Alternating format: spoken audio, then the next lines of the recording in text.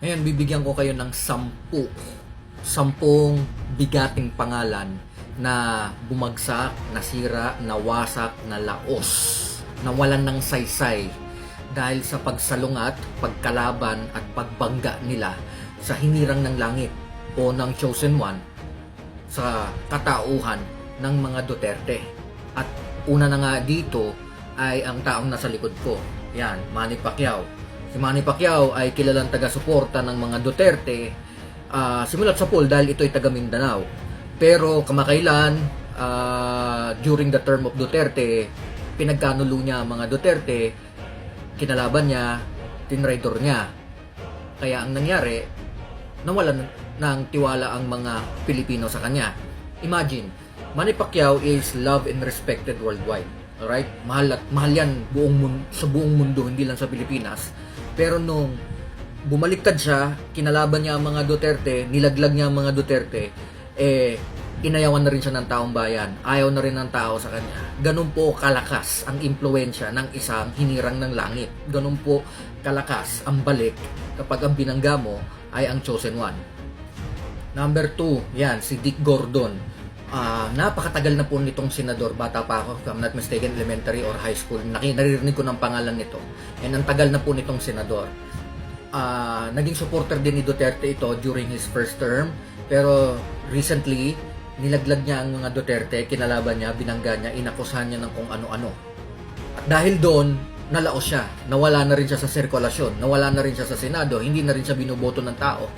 Isa sa mga bigating pangalan na bumagsak dahil sa pagsulungat at pagkalaban sa mga Duterte na hinirang ng langit. Pangatlo, ang legasiya ng mga Aquino, legasiya ng Liberal Party. Isa rin po yan sa matinding na apektuhan ng pagkalaban nila sa mga Duterte. Mahirap kalabanin ng mga hinirang ng langit dahil pati ang legasiya mo, ang pangalan mo, ang angkan mo ay masisira, mawawasak. Nang gaya na nangyari sa angkan na ito. Dati, kapita-pitagan, minamahal ang angkan na ito. Mahal ng taong bayan. Minahal nila ang legasiya ng mga Aquino at Cojuangco. Ang pinakamalaking pagkakamali nila ay ang banggain nila ang Duterte. At dahil sa pagbangga nila sa Duterte, nawalan ng saysay yung kanyang legasiya. Yung EDSA 1 na matagal na panahon nating kinilala, sinicelebrate, nirirespeto, chinicheris, isang iglap na wala dahil sa pagsalungat at pagkalaban nila sa mga Duterte. Maging ito nadamay si former President Pinoy, nadamay sa pagbangga sa mga Duterte dahil siya ay parte ng Liberal Party, kaya isa rin siya sa mga nawala.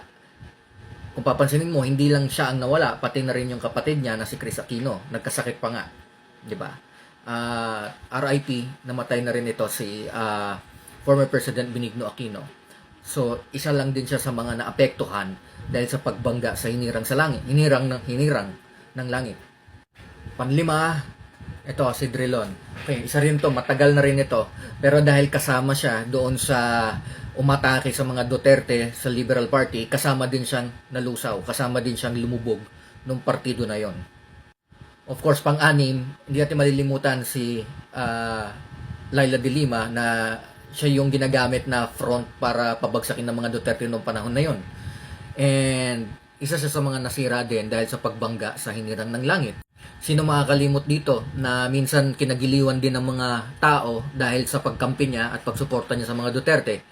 Pero ngayon ay nagmistulang katatawanan, nagmistulang naging kung ano man yung bandalas niyang banggitin na 80-80, yun na rin yung naging bansag sa kanya. Yun na rin siya.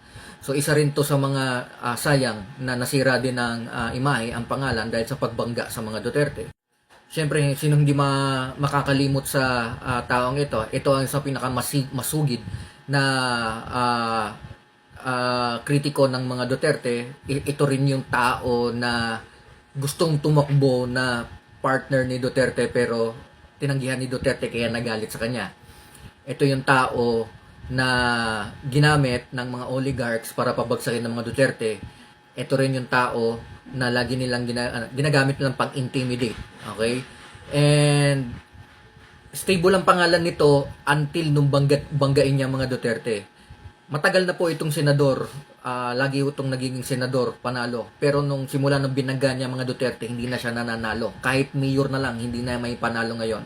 Ganun po katindi ang impluensya ng isang hinirang ng langit. Kaya babagsak ka talaga. Okay, pangsyam, hindi nakakalimot dito, dating kampi din sa mga Duterte, bumalimbing, at ayun, na-dethrone, nawala na rin sa pwesto sa Cebu. Okay, isa rin ito sa mga institution or isa rin sa mga political dynasty sa Cebu. So may makinarya, may pangalan, may impluensya, pero hindi nanalo, napabagsak ng isang taong sumusuporta sa mga Duterte. So doon pa lang alam mo na kung ano yung dahilan kung ba't sila bumagsak. At pang-sampu, none other than, alam nyo na kung bakit isa sa mga sinabi ko na bumagsak ang pangalan. Obvious naman, bumagsak ang ratings niya. Bagsak na po ang ratings niya. Ang bango-bango ng pangalan niya ni BBM nung election pa lang, nung magkakaalyado pa sila ng mga Duterte. Pero nung the moment na tinraidor nila ang mga Duterte, pinagkanuno nila mga Duterte, doon na rin nagsimulang bumagsak yung kanilang ratings, yung kanilang pangalan, yung kanilang imahe, yung kanilang legasiya. So, ganito po ang nangyayari sa mga tao, bigating pangalan, malalaking pangalan, kahit gaano ka ka-impluensya, gaano ka kagaling, gaano ka kayaman, gaano ka katalino, kung ang babanggain mo ay hinirang ng langit, talagang masisira at mawawasak ka at babagsak ka sa lipunan.